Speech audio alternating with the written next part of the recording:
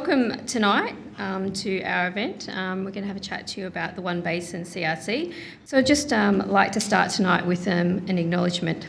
I'd like to acknowledge the traditional owners on the land on which this event is taking place, the land of the Wurundjeri, and pay their respects to their elders and families, past, present and emerging. So I just wanted to start tonight just a little bit and let you know a little bit about me as well. So my name's Rebecca Wells. I'm Chief Executive of the Mallee Regional Innovation Centre, and I'm here tonight with some other members of the One Basin CRC bid team. And my role in the team is I'm the lead up in the Mallee for the Mallee Hub. So I'm based in Mildura in the northwest of Victoria, and the journey for this CRC started quite some time ago. I think it's almost 10 months ago, so we've been talking about this for quite a while. And then we've had conversations, in my case, inside the region and outside the region, and I think what we're all finding is that there's a common interest and a common need for the One Basin CRC. There's many issues around climate and water, and they're all affecting business and industries and community now. So we're really at a critical juncture of water, and that's the message that we're receiving, and that genuine concern across the basin for the future of the basin. So what will our industries look like, business and community, in the next 10 years, and how do we prepare? What do we need to do differently? How will decreased flows and climate change affect us, and what are the risks? So we think now the time is right for something of this magnitude to come together. But if it's anything of this sort of scale, it can't be done alone, so we're going to need some collaboration. And we believe there is an appetite for that collaboration and long-term collaboration. So when you look at that declining availability of water, the climate projections, and the lack of research now in terms of the levels we're seeing, it's at an all-time low, but I know Mike's going to mention a little bit about that tonight. The One Basin CRC provides an opportunity to bring all the parties together, so industry, community, business, government and researchers.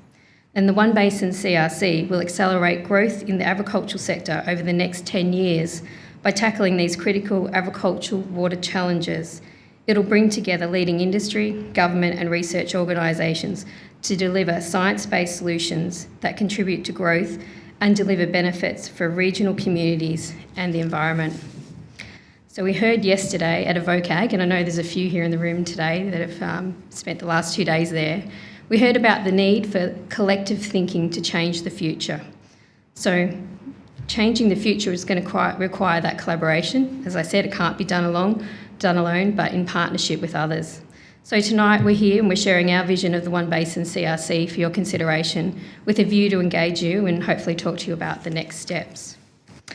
So tonight we do have a few speakers. I'll introduce both of them now, and then I'll let them come up and talk to you. So I'll start off tonight by introducing Professor Mike Stewardson. So he's the interim CEO of the One Basin CRC and discipline leader for environmental hydrology and water resources at the Melbourne University of Engineering at the University of Melbourne. So over the last 25 years, Mike's research has focused on interactions between hydrology, geomorphology and ecology in rivers, and this has included physical habitat modelling, flow ecology, science and innovation in water practice. He's widely recognised and been a pioneer in the development of monitoring and evaluation practices, and has had leading roles in monitoring and evaluation with state and Commonwealth programs, including long-term intervention monitoring. Mike has led innovation and adaptive management of environmental water. He's participated in the evolution of water through many advisory roles at all levels of government, and is a lead academic for Water, Environment and Agricultural Program in the Melbourne School of Engineering, and he's also the director of the Mallee Regional Innovation Centre. I'll also introduce Gordon, who'll be coming up to talk to you too. So Gordon Stone. So Gordon is an adjunct associate professor from the Centre of Applied Climate Sciences at the University of Southern Queensland. Gordon has extensive experience in the agribusiness sector in Australia-wide and in Southeast Asia and the United States. He has a particular focus on managing and delivering business development programs for leading entrepreneurial agribusiness owners and managers and senior leadership teams. He's worked extensively in delivering cutting-edge technologies to the agribusiness sector, hence his honorary role with the University of Southern Queensland. Gordon's a director and founder of the Agribusiness Development Institute, and part of his work has been assessing the benefit and value of CRCs over the last 10 years. He's worked with government, rural industry and private sector organisations around Australia and in meat and livestock, grain, fruit and vegetable, irrigation, dairy and small to medium enterprise sectors. In addition, he's managed a number of community development projects, both rural and industries and in the wider community in Southeast Asia and the United States. I'll start off by welcoming Mike to the lectern. Thank you.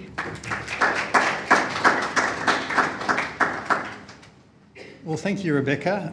It's a pleasure, and thank you everyone for coming tonight. We're doing actually the number's growing, 6, 7, 8 of these events around the southeastern part of the country and through the basin. So I think across the board we've got about 200 different organisations that we're talking to at these. So it's really important to us to hear from industry and from communities across the basin, and this is our opportunity to do that.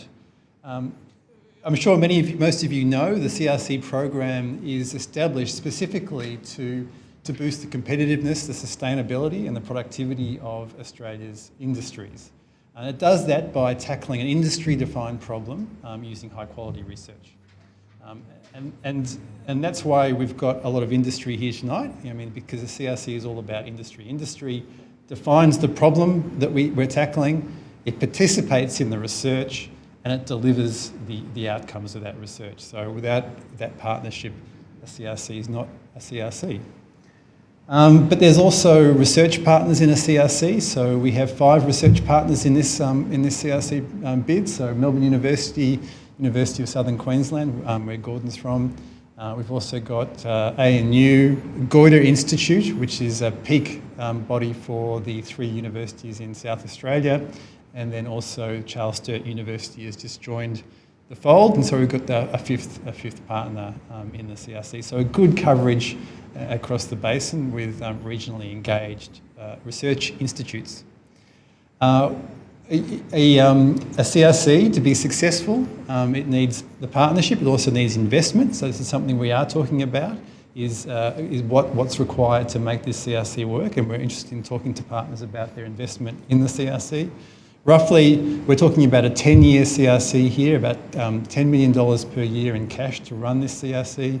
About 50% of that needs to come from our partners. So there's a fair bit of money that needs to be contributed through our partnerships into the CRC. And the universities do their bit. We contribute a significant proportion of that as well. So the National Farmers Federation roadmap articulated well the opportunity for agriculture in Australia to grow to $100 billion from currently around $60 billion. But we know we're hitting some headwinds. Climate variability, climate change, drought are affecting production. We're seeing changes in the basin in a range of ways, changing patterns of demand driven by changing land uses across the basin. A water reform system which is highly contested and conflict over major water management and water policy decisions.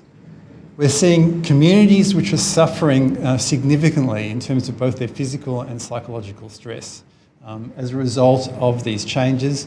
And as Rebecca mentioned, we are at the lowest point since the 1980s in terms of investment in water R&D. So here we are facing significant water challenges, and we've got the least investment in water R&D since the 1980s.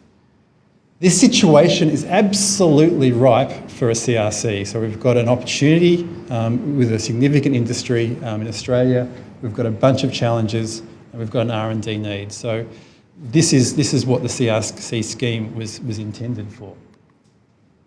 We've been talking to stakeholders across the basin and listening to what their concerns are in terms of R&D needs. No surprises here, water security and climate front and centre, and this is something we've been hearing ever since we started talking up in the Mallee region, but it's across the basin. Adaptation pathways, industry, communities, government are all looking for ways to navigate through these challenges that are confronting them in the basin.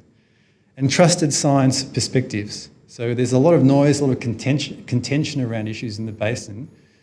Almost everyone we've spoken to, a lot of them have said where are the trusted, authoritative, independent voices that help inform the decisions that need to be made in the basin. So having heard all this, we've considered what the R&D program should look like in the CRC, and we're proposing 3 programs within our CRC. The Basin Foresight program, which is about developing the new tools to anticipate what's coming around the bend in the basin and to inform decisions, whether those decisions are being made by industry, by communities or by government. How do you actually make those decisions in a basin which is changing? Adaptation Solutions program, so co-designing services and strategies to support adaptation across the basin. And then the Water Solutions program, so developing infrastructure and technology solutions to provide new water sources and to improve the efficiency of water delivery and use. So we're talking about information and analysis, services and strategy, technology and infrastructure as being the outputs from the CRC. I'm just going to go through each of these 3 programs in a little bit more detail. I don't have a lot of time tonight to go down too far. There's going to be a question and answer. That's what most people like to do when it comes to water anyway, is to talk about it. So we'll get to that and you can delve into the detail at that point.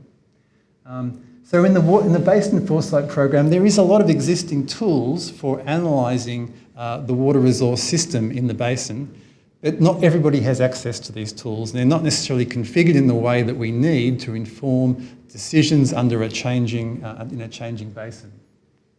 So one of our tasks in this program is to take these tools, and we're talking to the potential partners who manage these tools, about them being involved in the CRC, and developing the capacity to anticipate what's coming into the future. So modelling scenarios into the future and being able to test decisions and opportunities by industry and communities under a changing climate to identify the vulnerabilities and the best possible options. Then with those tools, we can develop standard information services around water and climate risks, which is available generally through the community, much as is available from other information providers at the moment. And then develop tools for analysing climate and water risks in decision-making by industry. So to inform their decision-making, what's the processes to go through to do that, drawing on decision science in that process. And all the way through, right from the start, working with our partners on their challenges as application projects. So we're shaping the R&D around actual projects as we go along and making sure that it's relevant and useful. In the second program, the Adaptation Solutions program, we're developing best practice models for land use, farming systems and farm-level water management, recognising the changes that are underway in the basin. We're developing new risk management tools, so this could be about risk sharing or new insurance products or just programs to support the adoption of improved risk management on farms. It could be training, for example. New strategies for engagement in basin management, so recognising that some of this engagement that's been underway in management decisions has been problematic and contested, and hasn't necessarily delivered the best possible outcomes. So what are those new models that we could use and test in the CRC in a research sense to do this better in the future? And then recognising this significant change of adaptation in the basin, what are the extension models that are needed to support adaptation? And how should they be adapted to support those changes? The third program, the Water Solutions program, it builds off the experience by the South Australian partners in identifying new water sources. So they've been working with the South Australian government to identify, to develop the use of treated wastewater from South Australia for irrigation in the North Adelaide Plains. So they want to take that experience and move upstream and see where is the opportunity to find new water sources. It could be, for example, saline groundwater and the opportunity for desalination of groundwater as a new water source. It's not going to be vast volumes that dramatically change the pool of water that's available, but hopefully there's some opportunities in that space. But if treatment's required, it's going to require energy, so thinking about the right energy technologies as well as part of these water treatment technologies. Technologies to continue the process of improving on-farm water use efficiency. The basin farmers already do very well in terms of water use efficiency, but also contributing to ongoing improvements in that space.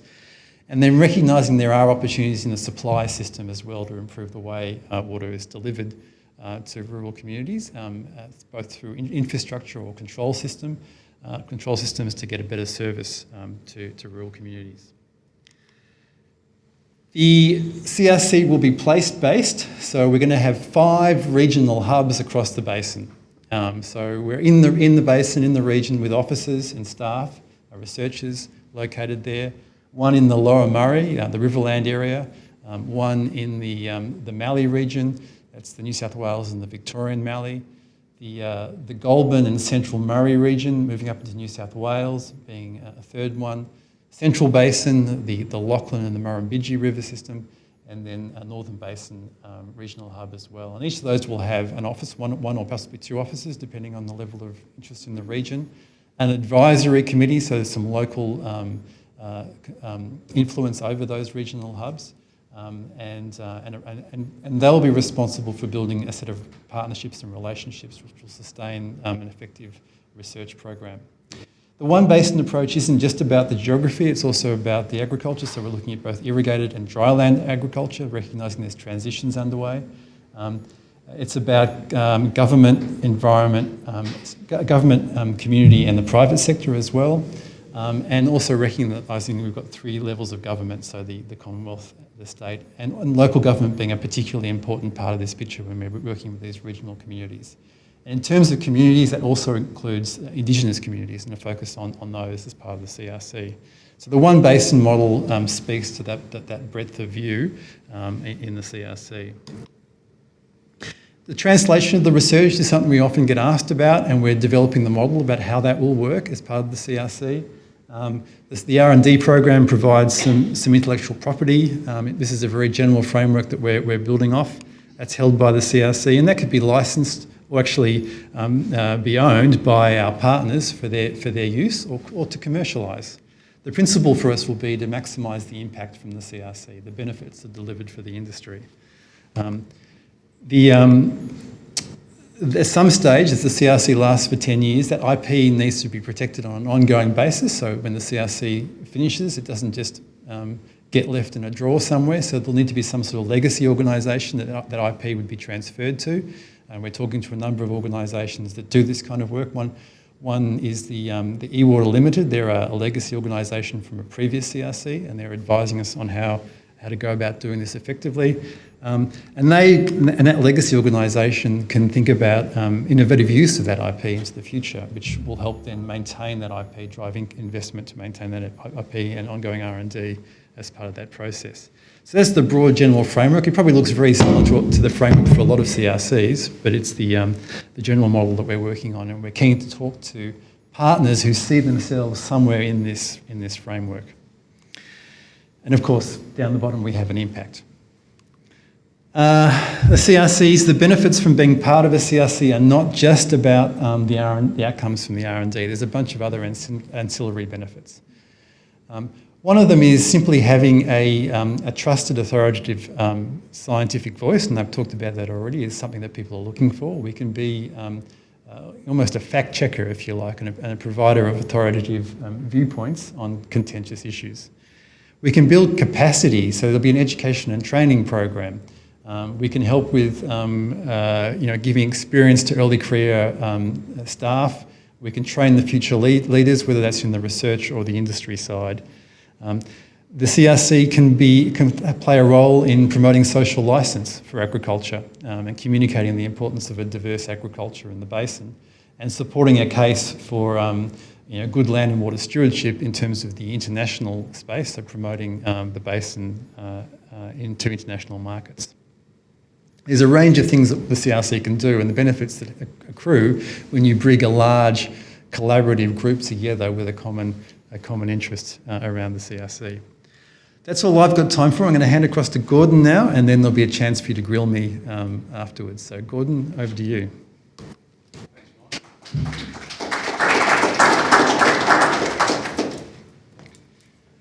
So it falls to me to talk about the money side of things. And by the way, I'm going to introduce another member of our team, Bern Spinks, who's sitting in the front there, because when it comes down to governance, legacy, money, how it's going to be spent, and making sure that everything is hunky-dory. That's actually Bern's role with Mike and myself and the rest other members of the team. So the value proposition, what are we talking about when we deal with this concept of value proposition? So the word investors up there is really quite critical. The investors fall across a range of different organisations, and so we're very aware of the responsive nature of meeting the needs of those organisations. At the same time, the CRC is very commercially focused. This particular CRC, as all the CRCs in the current rounds, have to look, as Mike said, at commercial benefit. So my job is to really look at that commercial benefit and the public good and put it all together. So how's that all going to work? What are we really thinking about in this overall scenario? So the very first thing, as you can see there, is what are we looking for in terms of the approach we're going to take? Mike's talked about these pieces of research. So fundamentally, it's about when change is going to occur, an element of innovation is required. So how is that all going to play out? What changes are required? And we talk very much about the problems, but at the same time, we're looking to solutions and opportunities. So what solutions are there to address those problems and also the opportunities? And the interesting thing I find when talking to investor organisations, which I'll come to in a minute and define them, is they're looking for an opportunity to make change, and fundamentally that's going to be around collaboration. So they're really the key elements of this whole process as far as we're concerned. So this question, or these three questions, are ones that inevitably I get asked in some way, shape or form. So question number one is, are like-minded people involved? Because essentially the message is, this is a complicated piece of work. There are all sorts of things that have been going on, but we really want to put together the problem and the solutions and take an orderly approach. But to do that, rather than throwing hand grenades at each other, we actually need to have an inclusive group of people who are thinking in an aligned manner. So are like-minded people involved? The second question that we get asked is this a donation for my social corporate responsibility, or is this actually about a commercial benefit? And if it is, those are two different discussions. So on the one hand, we might be having a philanthropic discussion. On the other hand, we might be having a commercial benefit discussion. And that's what part of the rest of this conversation is about. How will that commercial investment proposition look? And then finally, the question that is always asked is the benefit.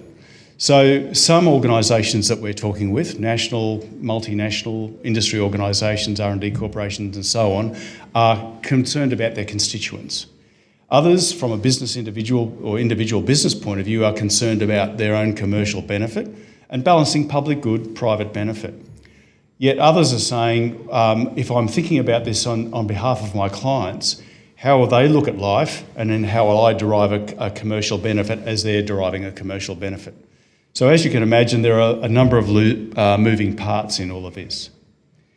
So to take what Mike has talked about one step further, we've coined the term, as you can see in the centre there, a trusted advisor. Because as I said, people are looking at this from the point of view of all of these pieces of the puzzle that are scattered all over the table and saying, can someone bring these pieces of the puzzle together? Can someone give us trusted advice? And as you look around that circle, you can actually see things that you would predict. Farming systems, you can see prediction about change management, decision making and so on, environmental elements. We are aware that the change process, risk management and so on, knowledge, its translation into financial benefit, tangible and intangible, are quite important elements of this trusted advisor role. And as you can see, there are a whole range of elements that need to be considered in that process. You can also see the circle that says other, because we're very aware that we don't know what we don't know, that this is a complicated problem. And as we're putting the pieces of the puzzle together, we're going to have to have a range of players. So already Mike has indicated that the universities are putting their money on the table. 5 core universities at this point in time. What we're also looking for is a range of other players. So we're aware that community organisations need to be involved in this discussion. We wouldn't necessarily expect them to put money on the table, but who knows? There are industry organisations like R&D corporations, And the conversations that we're having is, how can we leverage the work that you're already doing? As we look at the pieces of the puzzle that are sitting on the table, can we find missing links and place them? How can we leverage work that you're doing? If we look at one of those pieces of the puzzle that's sitting on the table, what else is required to make that really work or to achieve complete benefit? Or what's happening in one industry that's a lesson for another industry? So that's part of our job as we see it. As we have a conversation with business, they're also saying, well, I'm interested in the public benefit, but I'm also interested in the private benefit. I'd like to play with some of these other organisations because I want to sit round the table and see how this all works, because I'm dealing with some significant plans to change my business, or if I'm going to have to change my business, how is that going to work? We haven't talked so much about the Basin Plan. There is a strong connection with the authority, and that's a question that's always asked. And that's emerging and I think becoming clearer over the next couple of weeks. But also, as you can see, the question is who else needs to play? But that really categorises the key organisations that we're looking to engage with to set up this collaborative framework.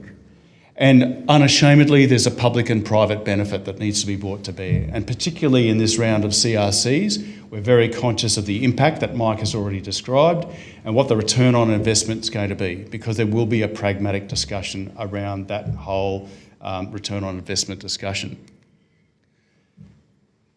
So if we now think about the value and benefit proposition, which I've kind of alluded to, and this is kind of setting the scene.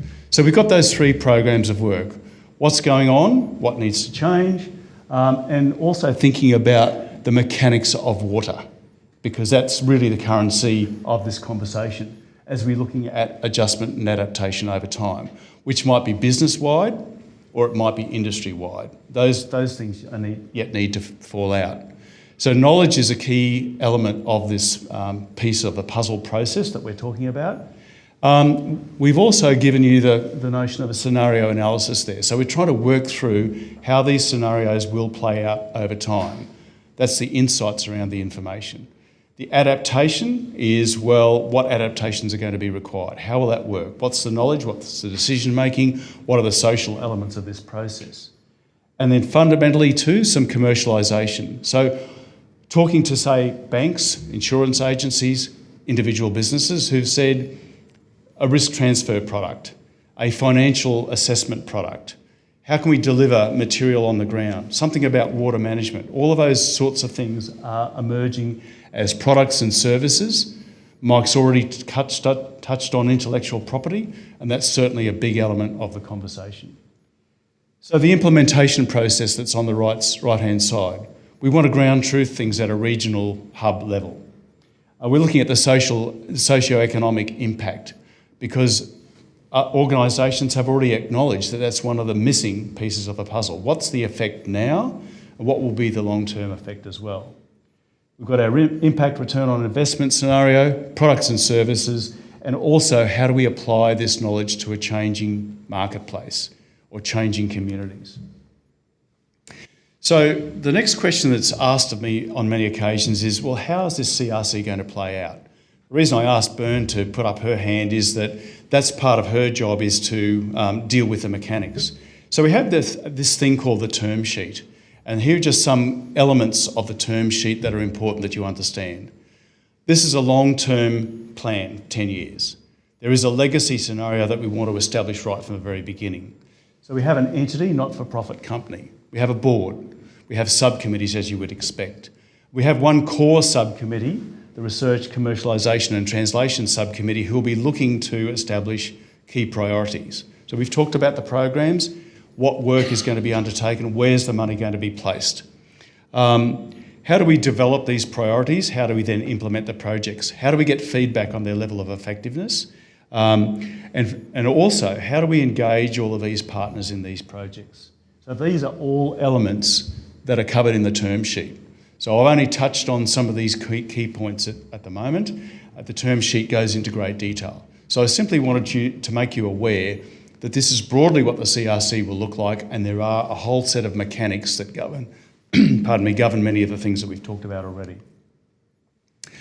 So The next question then people say is, love the idea, or maybe I've asked the question yes, no, or maybe they're at the maybe stage or the yes stage.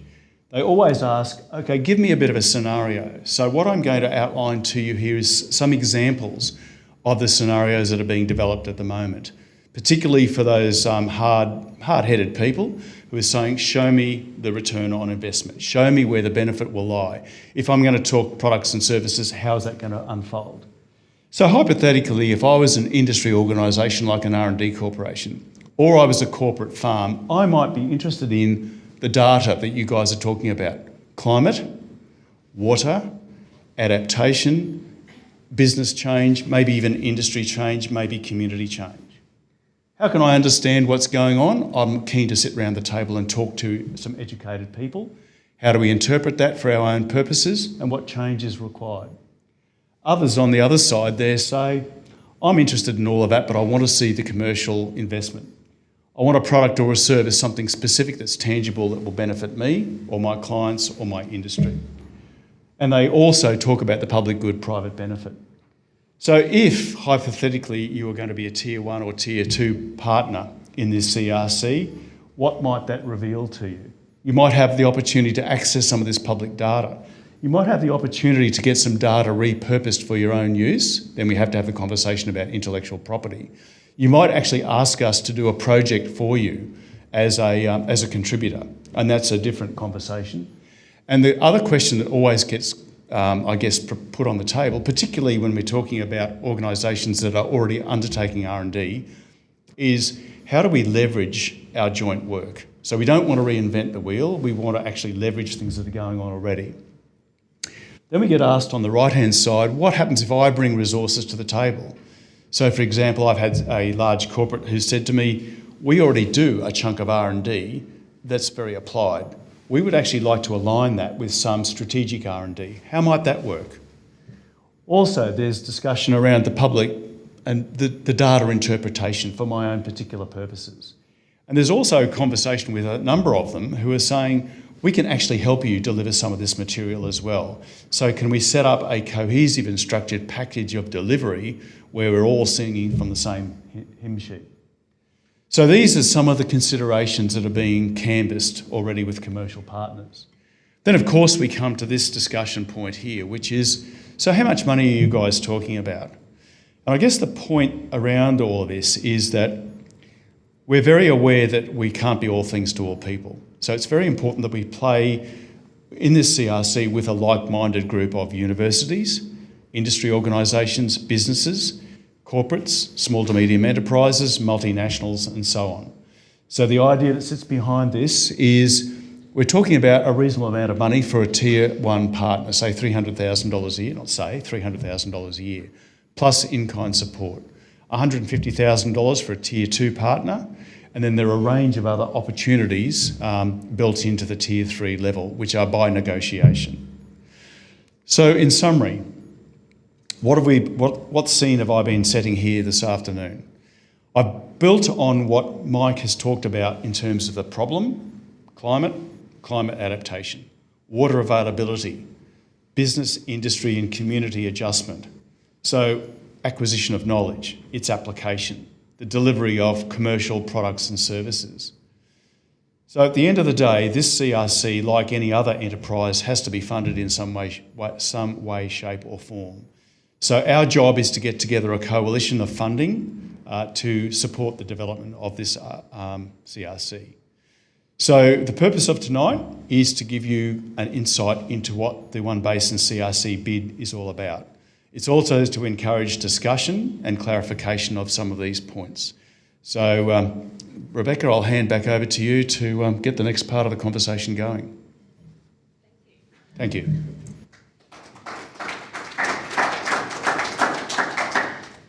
Thanks, Mike. Thanks, Gordon, for that. Really good to have that overview of the One Basin CRC and what's happening.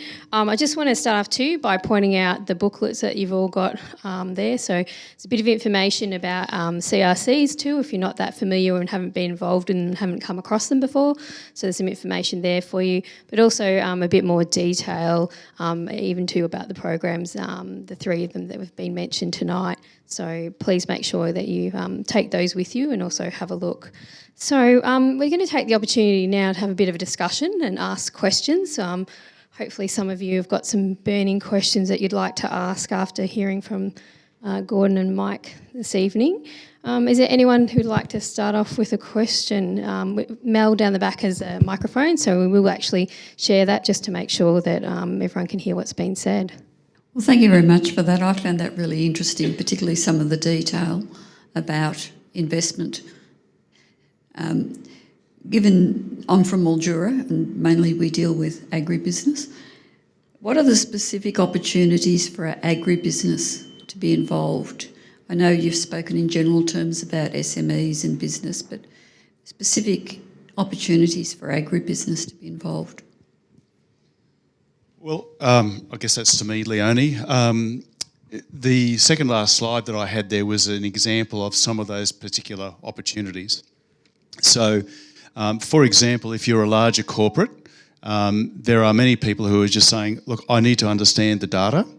I need to determine how that data could be applied to my business. So, for example, one of the conversations I've had with a corporate farm is we're going to make some significant changes to our business over the next 10 years. It might need some even relocation of resources. The question is, what are the probabilities of certain things happening?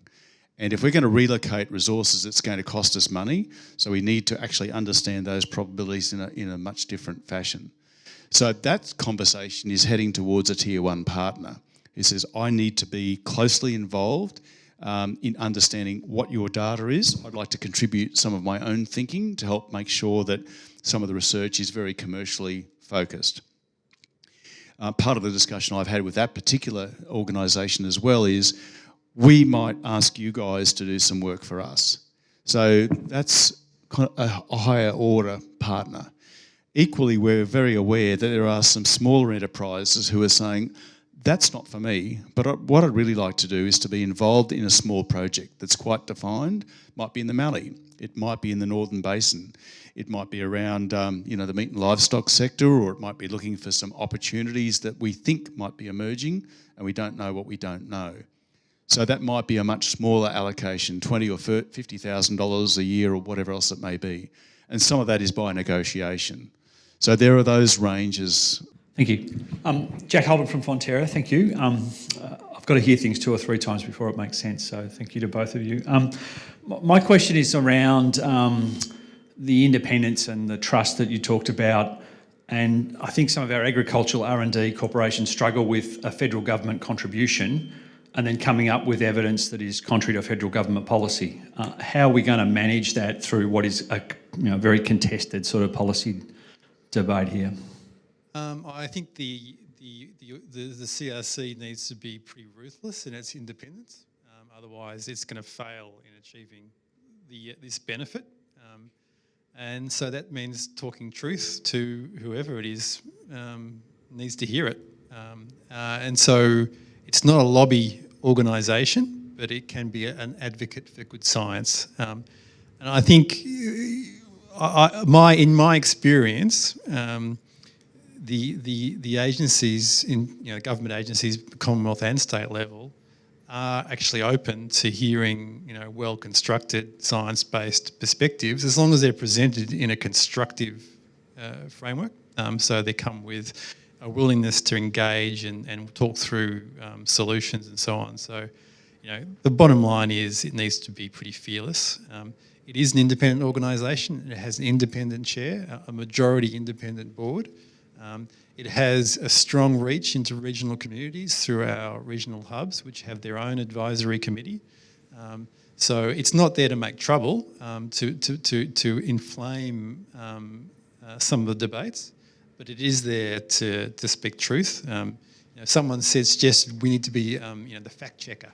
You can effectively. I think it's probably a little bit more elaborate than that, but that's perhaps a good model to be thinking about. Yeah. Great, thanks for that. Is there another question in the audience? Great, thanks, Mel. Richard Heath from the Australian Farm Institute. So I'll sort of follow on from that a little bit. I'm not quite sure how to phrase this, but being the trusted advisor, and in the proposition here, you talk about being, delivering the science-based solutions and so on, which is great and admirable, and our organisation tries to do the same thing in a general policy context. But that achieves nothing if there's policy failure, which drives everything. So is there an ambition here, and will it be a stated ambition or a prominent purpose to reset the Murray-Darling Basin Plan, or have a policy impact that's broader than the science?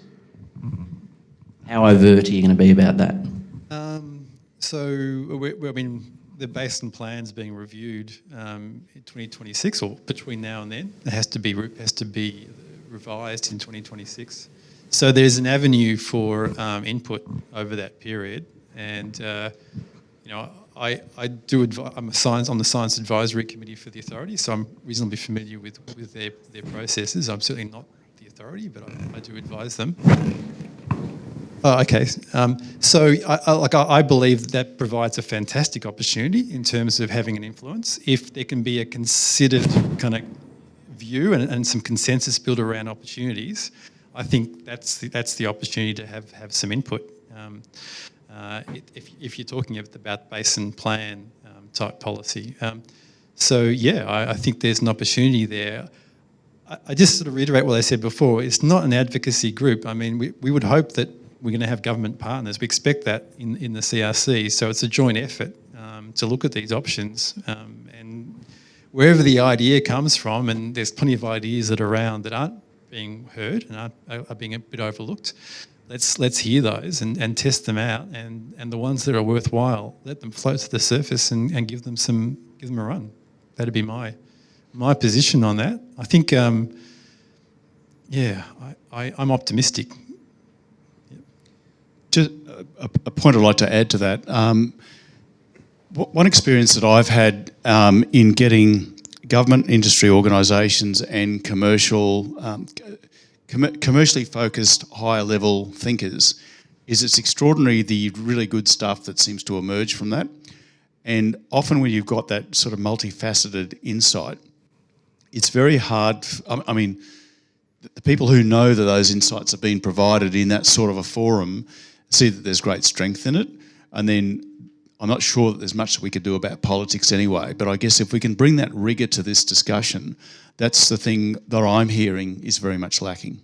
If you look at the history of water reform, where the major steps have been made, there's often a significant science effort that's sat behind that for some years, where the thinkers are kind of got together and worked out what's needed in a kind of, away from the front line. And then people are in a good position then to actually implement that when the opportunity arises. And we don't really have that forum at the moment. So I think the One Basin CRC can provide that. Thanks, Mike. Thanks, Gordon. Is there another question from the floor? Great, thanks. No worries, it's completely different. This is more of a research question. So there is another basin that interacts with this, and it's the Great Artesian Basin. From a research question, it's not in any of the 5 regions. Is it part of the thinking in terms of the research that's needed? It's a good question. I mean, the Northern Hub, overlies the Great Artesian Basin. So, in a sense, there's a good alignment there with that region. The question there is really what's the research need, the R&D need. So we're listening. If you see a need, talk to us and we can work that up. Basically, it's not definitely in scope. I might just add something to that. I think that's part of the, those conversations that we're having at the moment, the ability to be able to shape what we're going to be looking at. So that's really key to the moving forward and what it is that we'll end up looking at. So if there are concerns like that, please by all means come and talk to us about what they are or the ideas that you have. Okay, is there another question out there? Yes, Thanks, Mel. Just down the front here. Harold Clapham, thank you very much for this evening. It's been great. I'd just like to reiterate a little bit of what the others have said about the validity of the CRC and what you're trying to achieve. But having lived in the basin all the way through, I think we've upwards of 30 odd reviews of it, and there's 4 current reviews, and there have been any number of eminent independent organisations, including the Productivity Commission and others, that have made significantly positive recommendations of change. And to this date, there has not been one change in any setting. And the time frame to get any substantive change is rapidly running out. We've passed the July 1st deadline of last year, and we only have another 5 years to run before the first stage of the plan is due to be completed. And you're looking at a program that now extends to 2030, which will be, I think, a little bit of picking up a lot of pieces if there's not some adaptive change in the meantime. So aspirational values I absolutely support and understand. It's turning that into a practical outcome in the current environment, which you say you don't want to get involved in the politics, but unfortunately this process is bogged down by politics, and that's the only way that you actually can affect any change. Well, Harold, thanks for coming down to Deniliquin. I appreciate you coming and your comment. And you're here, so you're optimistic, so that's a good thing. And I appreciate that. I wish we could start tomorrow to start with. That would be better. Fortunately, that's not the way the scheme works. I think it does. The CRC does have to avoid being political in the sense of advocating a particular sectoral interest. It's in terms of informing policy, and being an advocate for good science and good, science-based policy. It can play a part there. I think there is a move, an interest in a better community engagement around policy development. I see a number of initiatives in that space, and an openness to it. A recognition that some of these issues have become very intractable, and that reflects the nature of engagement to date. So I think there is an opportunity, a window is opening, and with an acceptance around changes in the climate as well is also providing a recognition of a need to look at these problems differently. So that's waffly, I'm sorry, but I'm kind of optimistic there is an opportunity. I think the R&D, what we provide is R&D. That's what we are. We're not anything more than that. But we'd like to position that R&D across the basin in regional communities. So it's building capacity of communities to access R&D capability, and then to hopefully then build capacity to influence change for their region. Have a clear vision about what that region will look like and can look like, and what the changes are needed to achieve that. And I'm sure some communities already have a fair idea about what that is, but the CRC can provide the R&D to support that process. This is a slow game. I don't think it's quick, but we have 10 years to improve things. I'm sort of realistic that it's not going to be an overnight, a sudden shift. So I don't know if I've really answered your question. You probably didn't expect me to give you yeah, I think we. Yeah, I mean, I've got hope because I've seen the way I think we can do great R&D and deliver impact from our R&D in the way we, through our IP and so on. But I've also seen this other benefit of having water-based CRCs, developing the thinking and the ideas, which have then positioned the community as a whole well to respond to challenges and opportunities when they've emerged. So I'm hopeful the CRC can play that role. Thank you very much. Louise Burge from Deniliquin, and I'm involved in a number of community groups and also agricultural groups. We hear a lot, about the 2030 vision for agriculture, and we also hear a lot about adjustment and, adaptation. I think there does need to be a very, very strong revisiting of community collaboration and community participation on, right at the sort of the foundation platform level. Because I know with the Murray Valley, we are going through a very, very strong crisis in confidence for our futures. Particularly so when many farms have heavily invested in sustainability practices and efficiency programs and now find themselves with stranded assets, whereby even the completion of payments to their financiers has not even been able to be done, and they're already at a stranded assets stage. The other side of it is the environmental side, and I think most farmers have a very, very strong environmental ethic, and they want to be participants in policy making, but they do feel very alienated. So I think there's an opportunity to revisit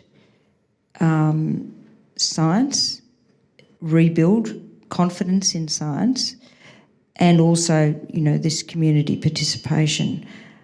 Because I think if we don't find mechanisms to explore and investigate, new ways of doing things, then I'm not sure you'll get the, absolute investments in R&D, because it just may not be the economic base there in certain regions. In some regions there will be, and other regions there won't.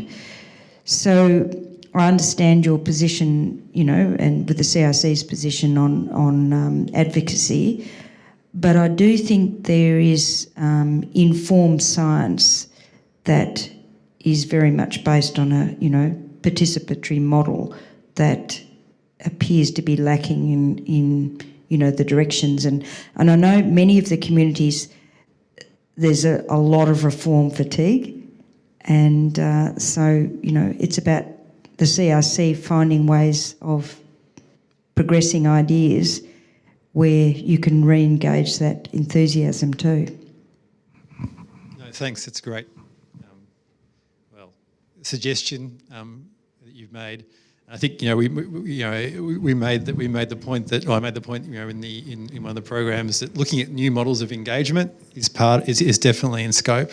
Recognising that effective engagement is part of creating a sustainable future for regions, so that there is a participation and a co-development of thinking around innovation in all aspects of water management for the region. I fully agree with what you're saying. I'm very pleased to hear it. It's a part. I think that community level engagement is a part of what the CRC will do.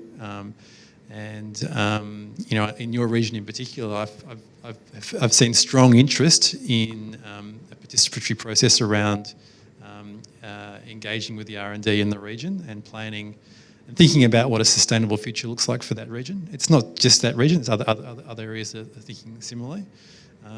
So I think it's pretty exciting to think about what we might do in that space. And it's great that there's capacity in the region already and an interest. So fantastic. Rebecca, did you? I was just going to add something to that, if that's okay. I think, what I'm finding out is going out and talking in the Mallee and talking also outside the region as well, there's definitely that wider interest, and probably with water now, it's part of everyone's agenda. It's part of everyone's risk of what they're looking at. So, even the local council, and they'll have someone coming to visit. It could be, a federal minister coming to visit, and they have to put together a brief and they have to have information. and they're expected to have this technical expertise about what's going on in their region, and they don't have a technical team that looks after that they can dip into. So, you know, part of the conversations that we've been having is, where is that knowledge of the region? Where is that information that everyone can tap into that's there and it's available? So, you know, through the different conversations, what we're finding out are all the different needs, and because water is such a top of issue for everyone now, those needs vary, but there's a commonality to them as well. Ed Derrick from Go Farm Australia. How important will it be to have a balance of the R&D spend across the 5 regional hubs and across different agricultural water uses? So I'm sure there'll be strong interest from some commodity sectors, and they might be the ones that are best placed to do their own R&D, but it might not necessarily be the ones that can compete in the water market and the ones that need this science to be done. So how are you going about trying to get different industry groups on board and commercial partners across the basin? We're engaging widely, basically is the answer. So we've got a huge list of organisations that we're talking to, and with the aim that we do have a good breadth of participation, you know, at the governance level, influencing sort of governance level for the CRC, to avoid a single dominance of a single area or a single single sector, which would be it would be a problem if we ended up in that space. So we're deliberately, you know, targeting a breadth of partners. We've got 3 strategies. I mean, it's at this stage that we avoid that by making sure we've got good partnerships. So we've got these roadshows where we're, you know, it's an open invitation for anyone to participate. We are engaging with government, and that includes local government. We see local government is ideal in this space because they don't have a particular sector that they're interested in. They're looking at the whole community. We're talking to, we're also going region by region, having these regional hubs, having conversations in those regions as well, and that will be happening over the next few weeks. So, yeah, that's our strategy. If you've got some other suggestions, happy to hear them. It's an unfortunate. I mean, it'd be, you know, it's the nature of a CRC. You know, is this sort of is the co-investment model? So it's a juggling act. Yep. I think the other thing to add to that is it's generally a hard ask to go out and ask people to put cash on the table. I've been agreeably surprised at how many people are willing to give us a good hearing at a range of different levels, from smaller enterprises to larger enterprises, multinationals and so on. Because I think they've all got to the stage of saying everything that we're talking about here tonight is a significant problem. And if there's a tipping point or a catalyst for some form of change, that's what people are looking for. And I think they're being quite expansive in their thinking, which is, this is my requirement, but I would like to support the bigger good as well as getting my requirements met. So it's I guess quite expansive, the thinking. So I think that's a positive for this CRC. It just seems to have struck a chord.